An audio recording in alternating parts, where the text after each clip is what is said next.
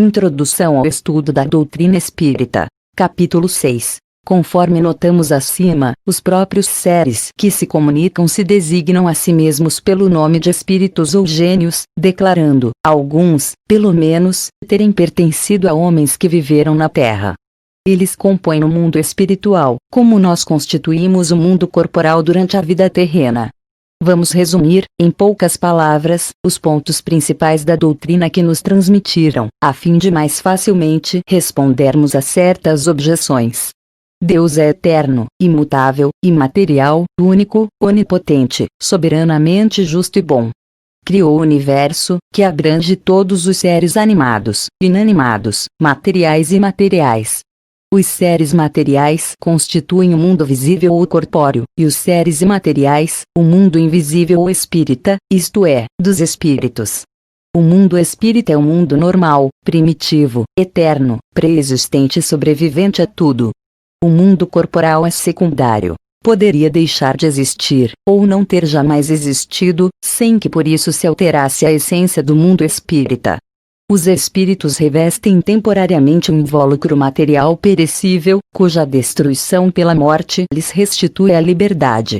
Entre as diferentes espécies de seres corpóreos, Deus escolheu a espécie humana para a encarnação dos espíritos que chegaram a certo grau de desenvolvimento, dando-lhe superioridade moral e intelectual sobre as outras.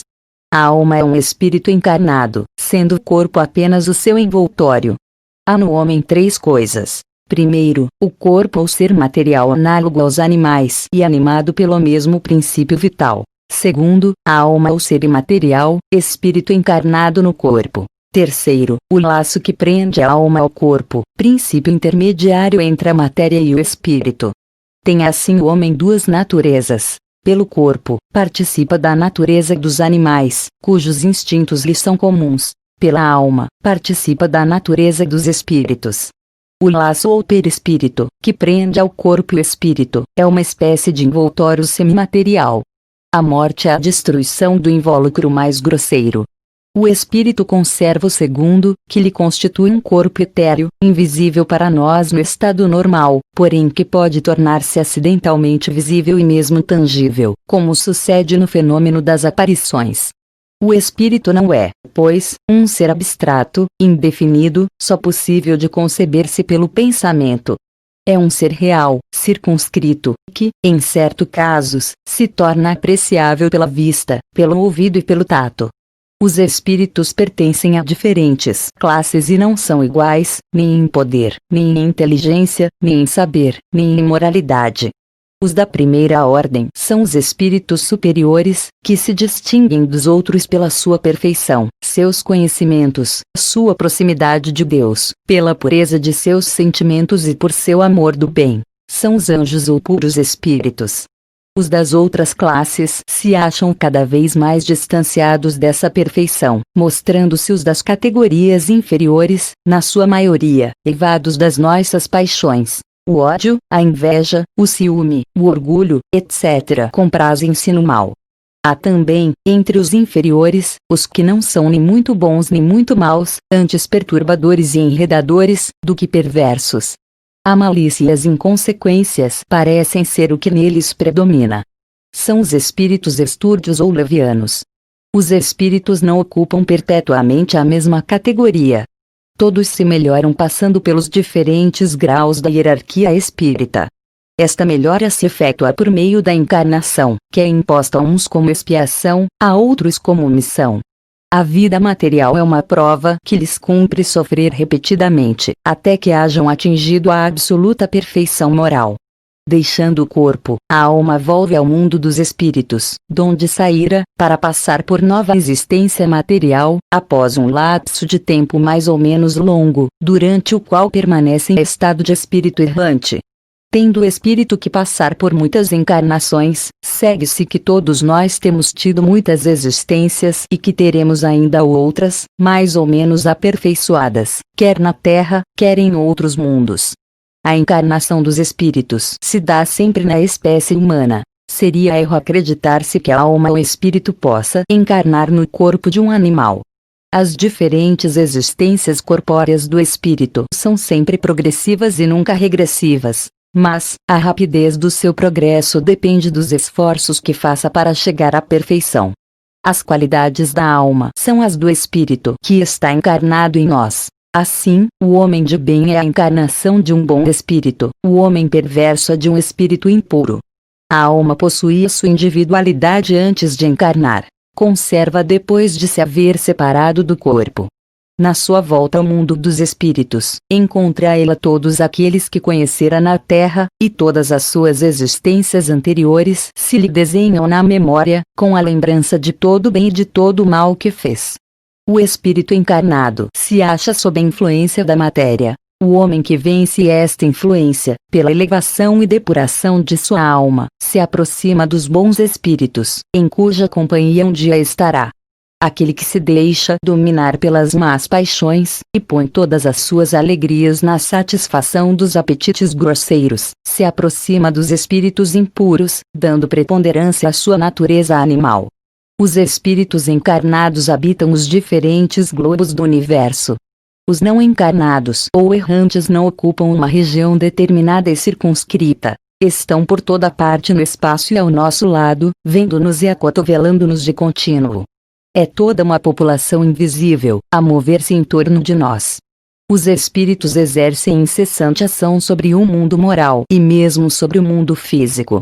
Atuam sobre a matéria e sobre o pensamento e constituem uma das potências da natureza, causa eficiente de uma multidão de fenômenos até então inexplicados ou mal explicados e que não encontram explicação racional senão no espiritismo. As relações dos espíritos com os homens são constantes. Os bons espíritos nos atraem para o bem, nos sustentam nas provas da vida e nos ajudam a suportá-las com coragem e resignação. Os maus nos impelem para o mal. É lisonjoso ver-nos sucumbir e assemelhar-nos a eles.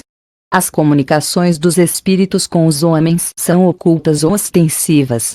As ocultas se verificam pela influência boa ou má que exercem sobre nós, a nossa revelia. Cabe ao nosso juízo discernir as boas das más inspirações. As comunicações ostensivas se dão por meio da escrita, da palavra ou de outras manifestações materiais, quase sempre pelos médiuns que lhes servem de instrumentos. Os espíritos se manifestam espontaneamente ou mediante evocação. Podem evocar-se todos os espíritos. Os que animaram homens obscuros, como os das personagens mais ilustres, seja qual for a época em que tenham vivido. Os de nossos parentes, amigos ou inimigos, e obter-se deles, por comunicações escritas ou verbais, conselhos, informações sobre a situação em que se encontram além, sobre o que pensam a nosso respeito, assim como as revelações que lhes sejam permitidas fazer-nos. Os espíritos são atraídos na razão da simpatia que lhes inspira a natureza moral do meio que os evoca. Os espíritos superiores se comprazem nas reuniões sérias, onde predominam o amor do bem e o desejo sincero, por parte dos que as compõem, de se instruírem e melhorarem. A presença deles afasta os espíritos inferiores que, inversamente, encontram livre acesso e podem obrar com toda a liberdade entre pessoas frívolas ou impelidas unicamente pela curiosidade, onde quer que existam maus instintos. Longe de se obterem bons conselhos, ou informações úteis, deles só se devem esperar futilidades, mentiras, gracejos de mau gosto, ou mistificações, pois que muitas vezes tomam nomes venerados, a fim de melhor induzirem ao erro. Distinguir os bons dos maus espíritos é extremamente fácil. Os espíritos superiores usam constantemente de linguagem digna, nobre, repassada da mais alta moralidade, escoimada de qualquer paixão inferior. A mais pura sabedoria lhes transparece dos conselhos, que objetivam sempre o nosso melhoramento e o bem da humanidade. A dos espíritos inferiores, ao contrário, é inconsequente, humilde, trivial e até grosseira. Se, por vezes, dizem alguma coisa boa e verdadeira, muito mais vezes dizem falsidades e absurdos, por malícia ou ignorância. Zombam da credulidade dos homens e se divertem à custa dos que os interrogam, lisonjeando-lhes a vaidade, alimentando-lhes os desejos com falazes esperanças.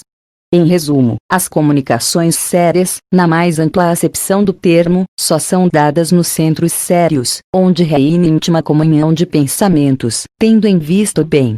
A moral dos espíritos superiores se resume, como a do Cristo, nesta máxima evangélica: fazer aos outros o que quereríamos que os outros nos fizessem, isto é, fazer o bem e não o mal. Neste princípio encontra o homem uma regra universal de proceder, mesmo para as suas menores ações. Ensinam-nos que o egoísmo, o orgulho, a sensualidade são paixões que nos aproximam da natureza animal, prendendo-nos à matéria. Que o homem que, já neste mundo, se desliga da matéria, desprezando as futilidades mundanas e amando o próximo, se avizinha da natureza espiritual. Que cada um deve tornar-se útil, de acordo com as faculdades e os meios que Deus lhe pôs nas mãos para experimentá-lo. Que o forte e o poderoso devem amparo e proteção ao fraco, porquanto transgride a lei de Deus aquele que abusa da força e do poder para oprimir o seu semelhante. Ensinam, finalmente, que, no mundo dos espíritos, nada podendo estar oculto, o hipócrita será desmascarado e patenteadas todas as suas torpezas. Que a presença inevitável, e de todos os instantes, daqueles para com quem houvermos procedido mal constitui um dos castigos que nos estão reservados. Que ao estado de inferioridade e superioridade dos espíritos correspondem penas e gozos desconhecidos na terra. Mas, ensinam também não haver faltas irremissíveis, que a expiação não possa pagar. Meio de consegui-lo encontra o homem nas diferentes existências que lhe permitem avançar, conformemente aos seus desejos e esforços, na senda do progresso, para a perfeição, que é o seu destino final. Este o resumo da doutrina espírita, como resulta dos ensinamentos dados pelos espíritos superiores. Vejamos agora as objeções que se lhe contrapõem.